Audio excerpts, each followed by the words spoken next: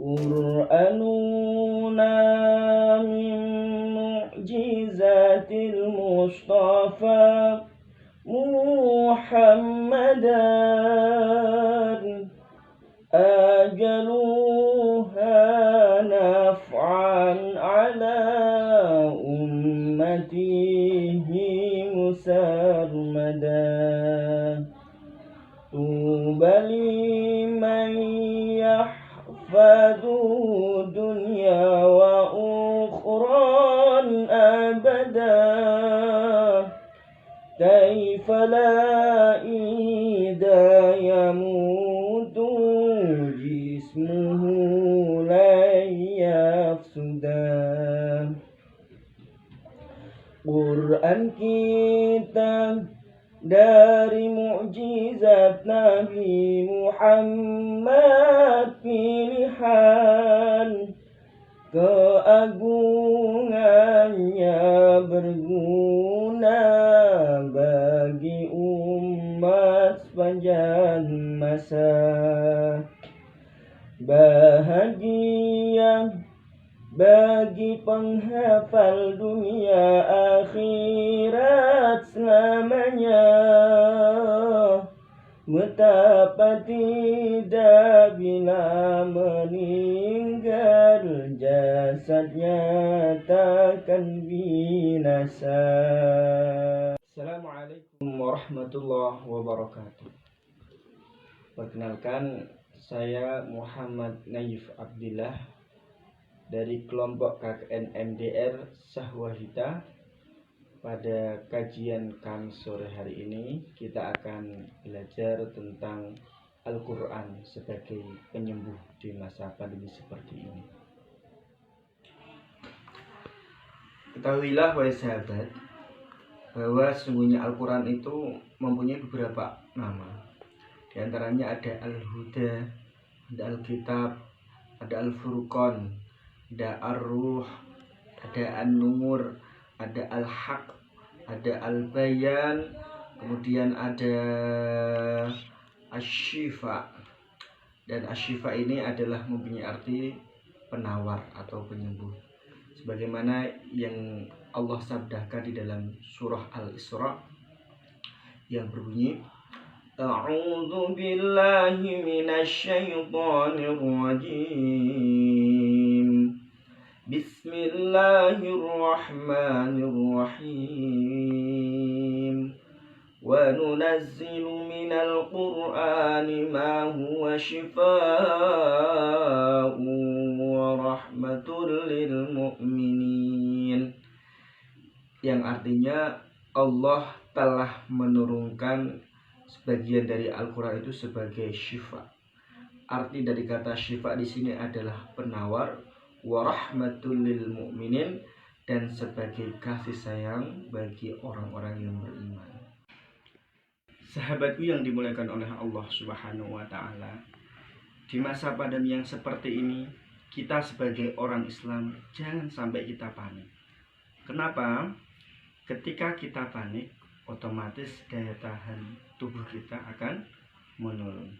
Ketika daya tahan tubuh kita menurun, otomatis imun kita juga menurun dan gampang terserang penyakit. Jadi kemudian bagaimana cara kita agar imun kita tetap optimal? Yang pertama, makanlah yang halal dan juga thayyib. Halal penting, tapi juga harus thayyib. Karena apa? Makan yang halal dan juga thayyib itu nutrisinya sangat baik sekali untuk tubuh kita, seperti yang difirmankan oleh Allah Subhanahu wa taala, A'udzu billahi minasy syaithanir rajim.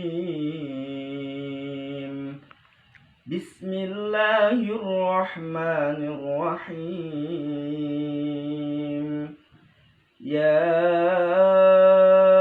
ayyuhan nasu kulu mimma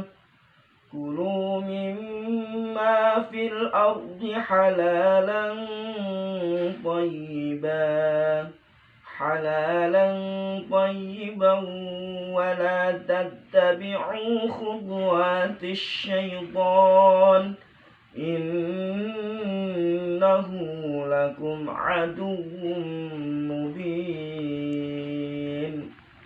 yang artinya wahai manusia, makanlah apa yang ada di dalam bumi ini yang halal dan thayyib, dan janganlah kalian itu mengikuti syaitan, karena sesungguhnya syaitan itu adalah musuh yang nyata bagi kalian.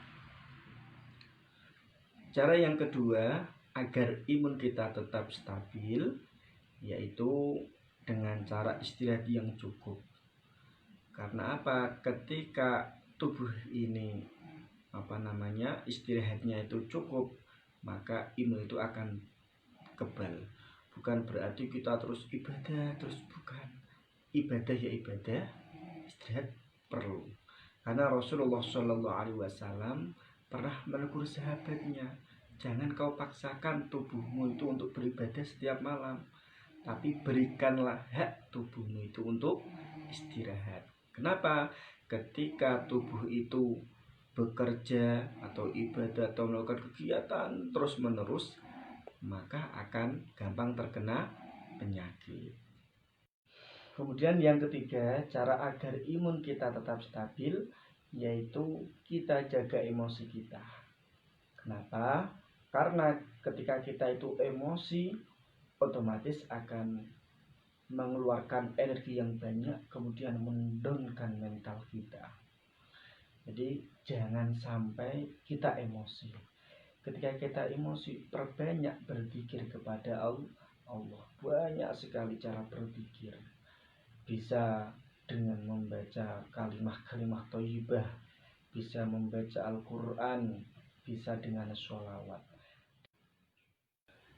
Sahabatku yang dimulakan oleh Allah Subhanahu wa Ta'ala, dimanapun Anda berada, saya teringat sebuah kisah tentang pengobatan penyakit jasmani menggunakan Al-Quran.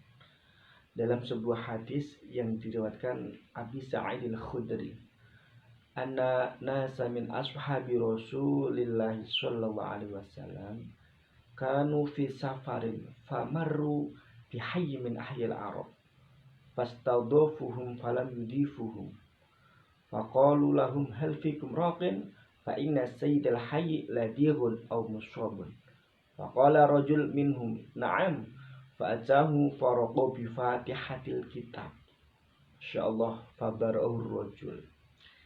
Jadi cerita seperti ini dari sahabat Abi Sa'id al-Khudri, sesungguhnya sebagian min ashabi Rasulillah sallallahu alaihi wasallam, sebagian dari sahabatnya Rasulullah sallallahu alaihi wasallam itu kanu fi safarin, sedang berjalan-jalan, famarru bi hayy min ahyil arab, berjalan-jalan di sebuah perkampungan orang Arab.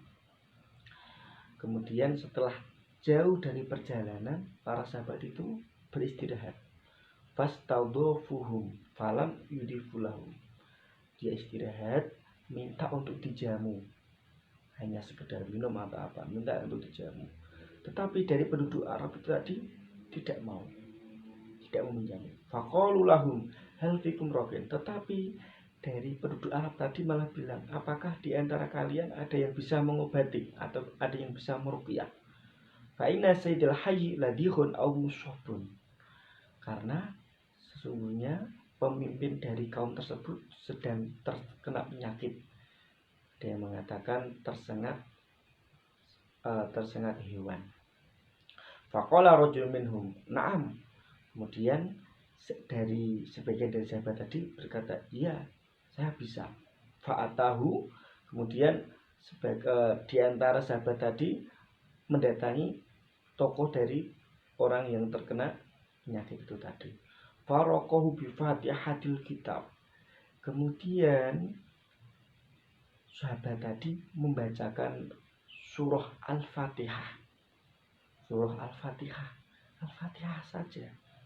Ya, fabar ar-rajul, dengan izin Allah ternyata laki-laki tadi atau pemimpin kaum tadi itu sembuh.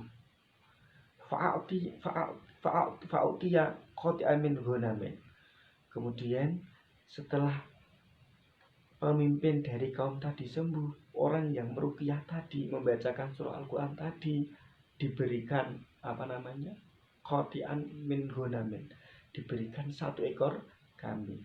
Kemudian apa yang terjadi? Fa'aba ayak balaha wa qala hatta adzkura dalika nabi.